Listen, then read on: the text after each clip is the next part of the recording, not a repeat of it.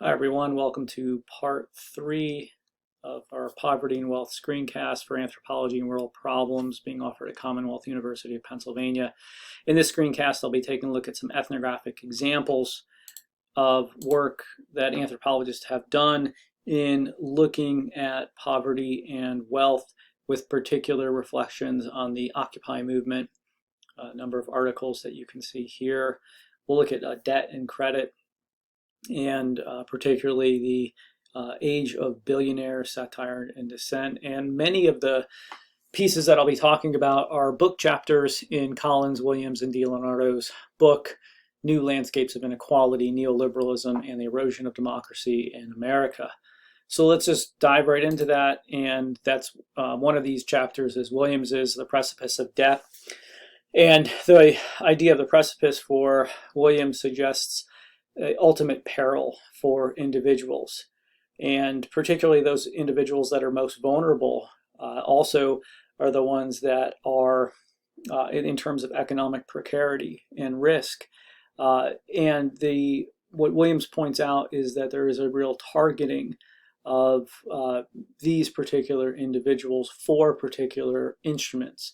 And these instruments include things like payday lending, subprime mortgages, the buying, selling, and collecting of debt, as well as the reporting and scoring of individuals to measure worth of an individual overall.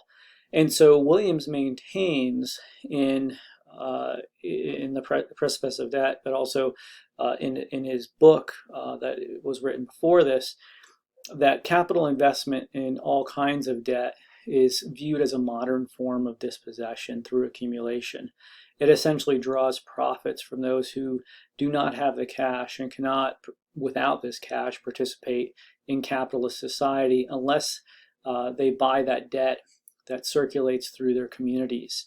And so here you can see from February 2021, source here is the Center for Responsible Lending, and you can see the regulation or the lack of regulation that is present in a number of states. So the green here, or I guess turquoise, is strong rate caps against payday loans.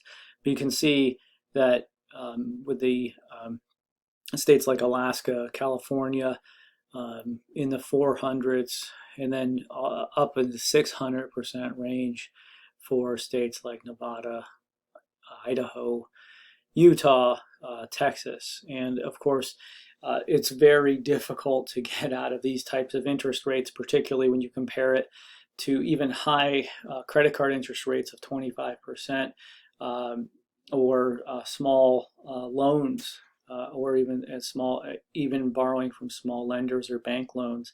You're not getting anywhere near these triple digits that we see are still permitted in many states. And of course, this has real implications for individuals in trying to get out of that debt. And there's also been a lot of discussion about things like self-worth valuation associated with debt, as well as threats that lenders have made upon individuals who have not paid back their debt. So informing employers or informing family or friends or these types of things, or even threatening imprisonment. Peebles' 2010 journal article, The Anthropology of Credit and Debt, looks at debt in a broader perspective. And in anthropology in general, since we're looking at these issues from a holistic perspective, the discipline is not going to segregate out the moral from the material. These are co-constitutive of one another. And this will become apparent as we're talking about what constitutes poverty and wealth, providing for assistance in the arguments that are made. Creditors are on the one hand viewed as good, but also potentially a hazard, and debtors are viewed as bad, but also potentially beneficial. And Peebles draws from Mouse's work on the gift, and notes that credit and debt greatly contribute to the building of hierarchy and dominance. and the needs are created to produce the need for new debts. Murphy and Stewart, in their work of cultural ecologists, note the movement of essentially market-based economies into indigenous communities. Eleanor Leacock picks this up later, and this draws from the work of Ingalls as well, as when we mentioned in our section on social inequality, in essence, having gender implications as the relations of production and means of production shift within communities, and this idea of greater and greater accumulation. We also will see examples of this later, the very end of the screencast here in the class, in looking at Paul Bohannon's work with a TIV, and then Alf Hornberg's discussion of Bohannon's work in terms of creating more sustainable economies overall. As Peebles notes, there is an attachment between the creditor, the debtor, and the resources, and this remains. Gifts are not necessarily social glue in relation to commodities, and barter is a refusal to enter into debtor-creditor relations. In other words, the exchange is done, this for that, and there's no I'll get back to you with this later. Peebles makes the extension here in this review article of looking at national prestige being tied up with successful national debt payments. And of course, this is a big concern. It has been a big concern for quite a while in terms of countries with lower GDPs even being able to service their debts. And so, the question is, well, how were these debts created? What was the situation within which these are created? How are they potentially going to be paid back? And of course, this is where you get into things like structural adjustment, austerity measures, and then, of course, the further implications that this has within the community, or within the country overall, in terms of things like education, healthcare, and investments made by the state overall. Boyd's work, again, in the New Landscapes of Inequality book, looks at the chapter is titled Integration and Collapse of Black Social Capital and Narrative in the Neoliberal City. And Boyd focuses in on the Douglas Grand Boulevard neighborhood within Chicago. More broadly within Chicago, what Boyd notes is that there's been a general decrease in industry jobs from 688,000 down to 277,000. This is a 59% decrease.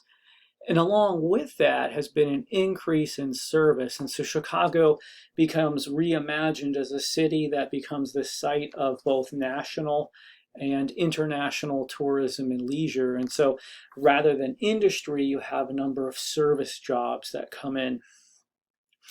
The interesting aspect of this article is that it makes discussion of the parallel between integration in a racial sense and larger economic consequences of that.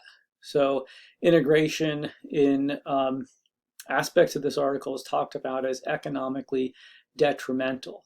And what this essentially means is that the communities have lost their social capital. And social capital can be thought about as a set of social networks that individuals can draw upon to enhance their status and access to additional resources. And we see this in discussions post-Katrina in New Orleans as neighborhoods get broken apart. Relatively poor individuals have more to lose because they cannot rely on kin relations or fictive kin relations in order to help support the economic, social, biological reproduction of their household. So the way that this gets phrased by community-based organization is that the poor and older residents who stay in these neighborhoods are framed essentially as keepers of the culture, whereas the middle class that moved out, indicating their upward mobility, moving to another neighborhood as they accumulate more wealth, breaking ties with the community, and then the return once the community is refashioned, according to Boyd, as a center for culture. And so this is a very interesting discussion of how culture is used in tourism to attract individuals to a given neighborhood or a given area. There is a parallel that's drawn here with the Chinese community in Chicago, which is viewed as a model minority. And the Chinese work to circulate the money within their community. The number given in the particular chapter was 5 times, rather than moving out of that community or moving the money out of that community. And so there's this sense of individual and community responsibility for the Black community within Chicago, at least as Boyd is framing it overall. And so the shift to tourism overall means that the focus is on cultural rehabilitation rather than political mobilization in the Douglas Grand Boulevard neighborhood. Fella looks at the neoliberalization of compassion and Darfur and the mediation of American faith, fear, and terror. And in the early mid-2000s, the UN reported 1.8 million displaced and 200,000 killed. This was by 2006. So there were a number of campaigns.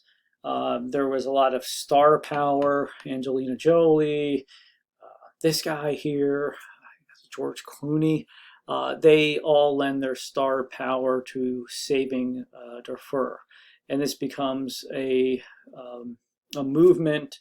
There are thousands of individuals that march in the National Mall in DC by the Washington Monument. And what the author does in this piece is looks at how that trajectory of the response to the crisis, right, as defined in American media, how that trajectory spins out and who the actors are. And one of the things that's noted is that little attention is paid to the economic and political histories that underlie these African calamities. So the International Monetary Fund and agricultural development as contributing to food insecurity. Sudan was framed by former President George Bush as the axis of evil, posing threat to global security, civility, as well as Western freedom. The 300,000 Darfurian Abala, these are nomadic cattle herders, are not recognized as suffering, as 20,000 are in militias. And so this basically, these other 280,000 that are not in militias, are suffering, and this is reported, but this isn't necessarily recognized by international aid agencies, calling into question this idea of humanitarian neutrality, human rights, and all of these sorts of things that go along with that in international responses. The poor overall are glossed as one category, with modernization and development, including resettlement and settlement in one place of nomadic cattle herders, as the singular and simplistic solution, and this naturalizes the supposed ineptitude of nations and people as a whole, and doesn't really address particular concerns to improve. And so money keeps getting channeled in terms of things like food aid, medical supplies, but there's no trajectory or pathway forward. The interventions are framed morally along religious lines, as a supposedly just order will defeat a supposedly intolerant one. Haugerud's Dissent in the Age of Billionaires again looks at some of the statistics regarding consolidation of wealth in the United States, so the 1%, the 99%. And essentially what this piece looks at is how satire comes out in this and gets used as a tool of critique. So you have comedians, star power, and then you have these folks that dress up as billionaires and basically do these skits about how rich they are and how poor everyone else is, and how the poor should just eat an apple instead of getting access to healthcare. So they spoof this, calling it wealth care. So lots of people walking around in various rich person garb.